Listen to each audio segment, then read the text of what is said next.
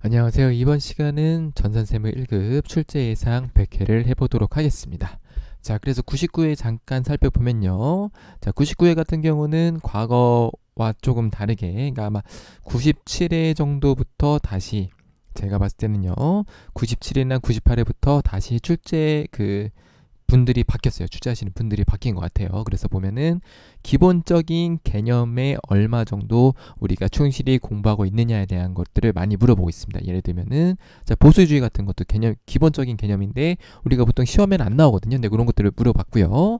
자, 그리고 원가의 배분 같은 경우도 되게 기초적인 개념인데 과거에 나오지 않았던 이런 스타일의 문제가 나오게 되겠고요. 선입선출법도 마찬가지로 잘 나오지 않는 것들인데 기본적인 개념을 좀 물어봤어요. 그래서 이론을 좀 쉽게 내고 어떻게 하는 거냐면 자, 재무랑 원가는 좀 쉽게 내고요. 자, 세법 같은 경우는 조금 어렵게 냈어요. 그냥 기본적으로 약간 좀 어렵게 난이도를 높였고, 자, 그 다음에 전표 같은 경우도 뭐 크게 어렵진 않은데, 이제 전표도 쉽게 나왔던 것들이 어려운 게 한 문제 정도씩 들어가고 있습니다. 자, 그리고 부가세는 쉽게 내고 있고, 결산분계도 쉽게 내고 있는데, 이제 사채 같은 거에 대한 비중이 조금씩 들어가고 있다. 여기도 사채 나오죠, 그쵸? 자, 그래서 제가 99회 출제 예상할 때 나왔던 사채 결산 분계 문제가 거의 그대로 나왔다고 보시면 됩니다. 그래서 이런 것들은 이거 들으시는 분들은 저희가 다 멤버십 하시는 분들이니까 이런 것들은 틀리시면 안 돼요. 사채 같은 것들은. 그래서 이런 것들에 대해서 우리가 주어야 됩니다. 공부를 좀 하셨다가 보시면 되겠고요. 자, 그 다음에 자, 실기 보면은 원천징수 부분은 왜 요새 어렵게 내는지 잘 모르겠어요. 그래서 급여자료 입력이랑 연말정산이 있는데 보통 원천징수에서 연말정산 잘 안 나오거든요. 전산세무 1급 같은 경우는 왜냐하면 핵심이 법인세이기 때문에 법인세를 어렵게 나지 원천징수를 어렵게 낼 이유가 없는데 최근에 보시면은 원천징수를 조금 까다롭게 내고 있습니다. 그래서 제가 100회 예상 문제에도 제 연말정산 요거 99회 99회 전산세무 2급에 있던 괜찮은 문제가 있어서 넣었고요.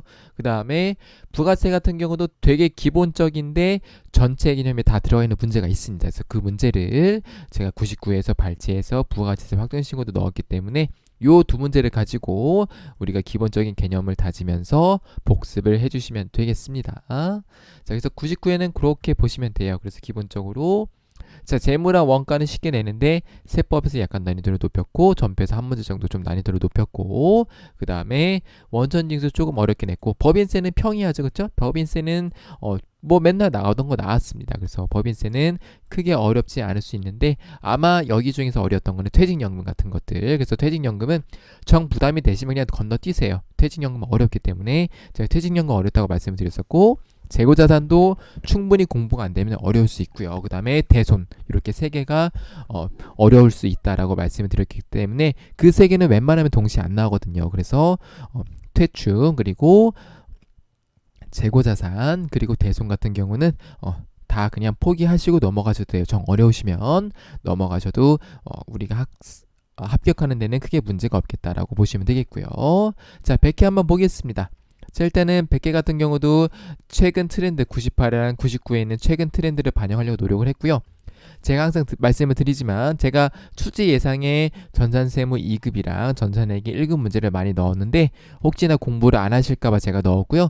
시간이 되시는 분들은 98에 99에 전산세무 2급이랑 전산회계 1급에 있는 이론 문제도 반드시 풀어보세요. 그래서 보시면은 우리가 이제 출제가 비슷비슷하게 되고 있구나. 그러니까 전산세무인지 전문산 회계인지 크게 구분 없이 이론 문제가 나오는 걸 확인할 수가 있습니다. 그래서 거기에 있는 문제들을 학습을 하셔서 최대한 거기에서 중복해서 나오는 문제들은 다 맞추셔야 되겠고요. 자, 세법 같은 경우는 제가 항상 말씀을 드리지만 예상하기 너무 어려워요. 왜냐하면 범위가 워낙 많기 때문에 그렇습니다. 그래서 그렇게 보시면 되겠고요.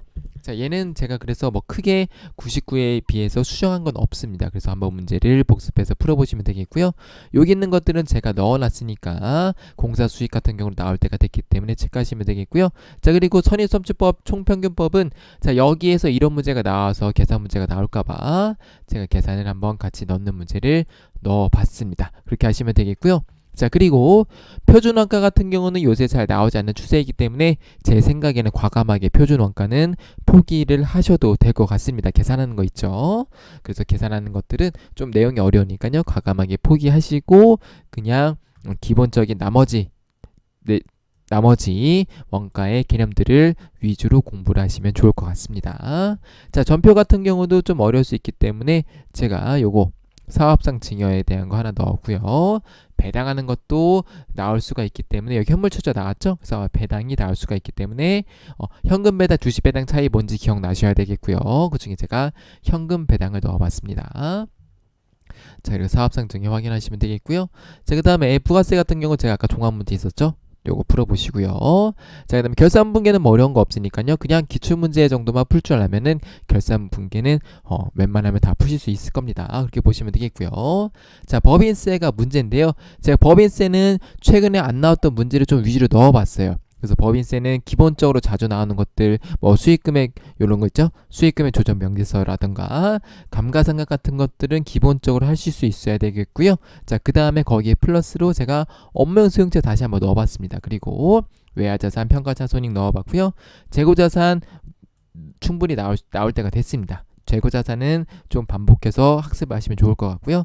대손이랑 대손금, 대손충당금이나 대손금도 가끔 이제 나올 때가 될 것 같아서 넣었는데 아마 둘 중에 한 문제는 최소한 나올 겁니다. 두 문제를 동시에 나오는 경우는 흔치 않아서 둘 중에 하나 나올 거니까 학습하시면 되겠고요. 그 다음에 소득금의 조정 합계표는 전반적인 세무조정에 대한 내용을 알아야 되는 거죠. 그래서 요거 넣어봤고요. 그 다음에 법인세 과표랑 최저한세 조정 명세서도 나올 때가 됐다라고 판단해서 넣어봤고요. 그 다음에 선급비용 명세서 같은 건 어렵진 않지만 그래도 한 번쯤은 연습을 하셔서 우리가 출제를 대비를 하시면 되겠습니다. 그래서 제가 이미 이 출제 예상을 한 시점에는 이미 제가 출제 예상 문제를 드렸죠. 그쵸? 메일로 드렸기 때문에 그 문제를 먼저 한번 쭉 풀어보시고요. 요거 참고용으로 확인하시고 제가 언급한 내용 중에서 복습하지 않았던 내용들은 다시 한번 복습을 하셔서 100개를 준비하시면 되겠습니다. 자, 이렇게 해서 100개 출제 예상 강의도 마무리를 해보도록 하겠습니다. 시청해주신 여러분들 감사합니다.